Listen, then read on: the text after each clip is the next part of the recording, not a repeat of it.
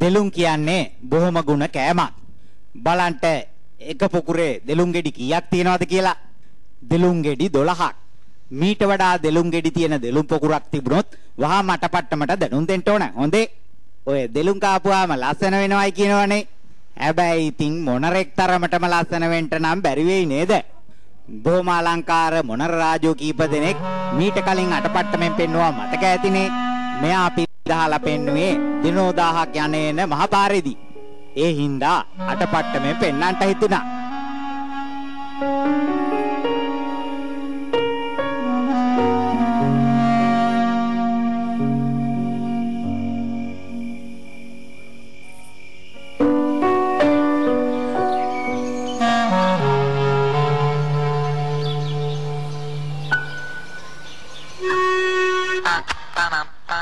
අලංකාර නිර්මාණ ටික නේද? හැබැයිටම මේ නිර්මාණ කරලා තියෙන්නේ මොනවැන්ද? විවිධ අය විවිධ අදහස් ඉදිරිපත් කරයි. නමුත් මේ සියලු නිර්මාණ කරලා තියෙන්නේ බිත්තර කටු වලින්. බලන්න සාමාන්‍ය බිත්තර කටු කොයිතරම් අපූර්ව නිර්මාණ බවට පත් කරලා තියෙනවද කියලා. සියුම් ආයුධය දාගෙන මේ නිර්මාණ කරන්නට අපූර්ව නිර්මාණාත්මක හැකියාවක් වගේම හොඳ ඉවසීමකුත් තියෙන්න ඕන නේද? මේ සියලු නිර්මාණ කරලා තියෙන්නේ ප්‍රයෝජනයට ගන්න පුළුවන් විදිහට. බිත්තර කටු පිරිසුදු කරලා, සකස් කරලා, කැටයන් කරලා අපූර්ව නිර්මාණ බවට පත් කරනවා නේද? මේ සඳහා භාවිතා කරන්නේ ඉතාසියුම් ආයුධ බව පේනවනේ.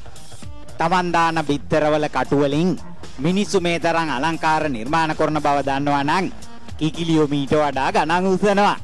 හැබැයි ඉතින් ඒගොල්ලෝ බිත්තර දාන්නේ මිනිසුන්ගේ බඩවල් පුරවන්නටවත් මිනිසුන්ට මේ වගේ කැටයන් කරන්නටවත් නෙවෙයි කියලා මතක තියාගන්න ඕනේ. ඒ මදිවට අයිෆල් කුළුණත් බිත්තර කටුවක් අසේ ගහලා නේද? බැලු බැල්මට හොයාගන්න බැරි වුණාට මේ සියල්ල බිත්තර කටු.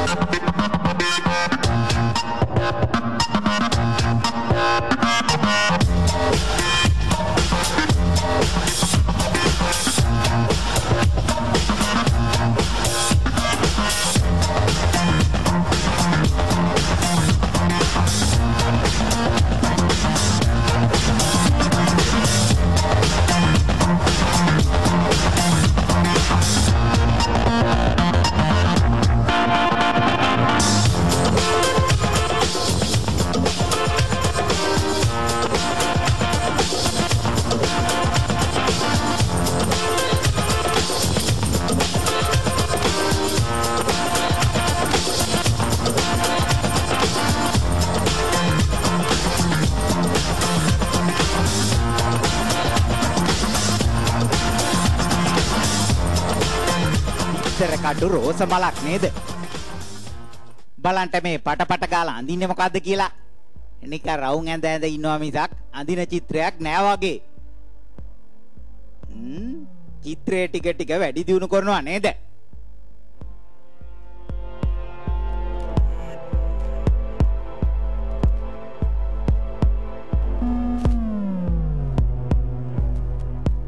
මෙයා අඳින්නේ වීදුරුවක් කියලා දැන් නම් හිතා ගන්න පුළුවන්.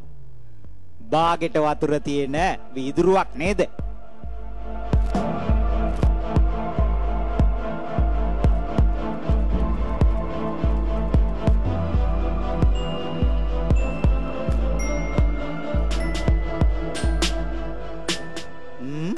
හැබැයිම වීදුරුවක් වගේනේ.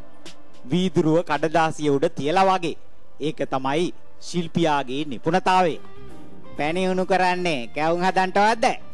පැණි කිව්වට මේ උණු කරලා තියෙන්නේ සීනි. පැණිය වක් කරනවා නේද? මොකක්ද හැබැයිටම මේ සෙල්ලම? සීනි උණු කරලා හදාගන්න පැණි වලින් විවිධ රස කැවිලි හදන බව හැබෑව. ඒ රස දැනෙන්නේ දිවට. නමුත් මේ උත්සාහය ඇසට පේන දෙයක් නිර්මාණය කරන්නට. පැණි පාටට මිශ්‍ර කරන්නේත් පැණි. හැබැයි වෙන පාටක් නේද? හැබැයිට මේ වැඩේ කොහෙන් කෙලවර වෙයිද? මෙහෙම වක් කරලා දියවැඩියාව තියෙන උදවියට ටික ටික කාන්ට දෙයිද දන්නෙත් නැහැ නේද?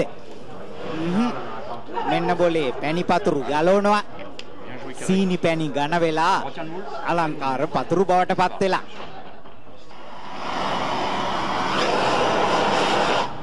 අච්චු වලින්නේ හැඩේ ගත්තේ. එකින් එක බද්ධ කරනවා නේද?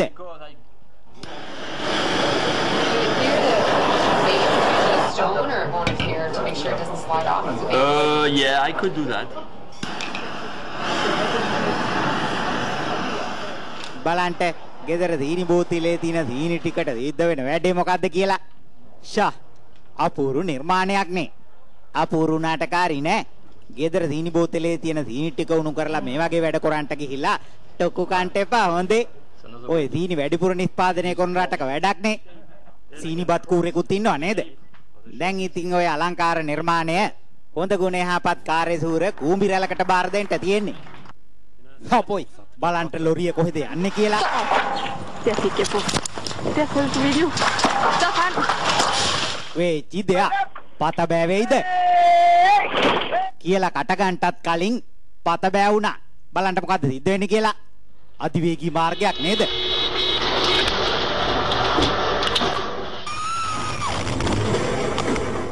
බලන්ට කවුද හරි පැත්තෙන් යන්නේ කියලා. මේ ටික පෙන්වන්නේ ඔබ බියපත් කරන්නට නෙවෙයි පරිස්සම ගැන කියන්නට.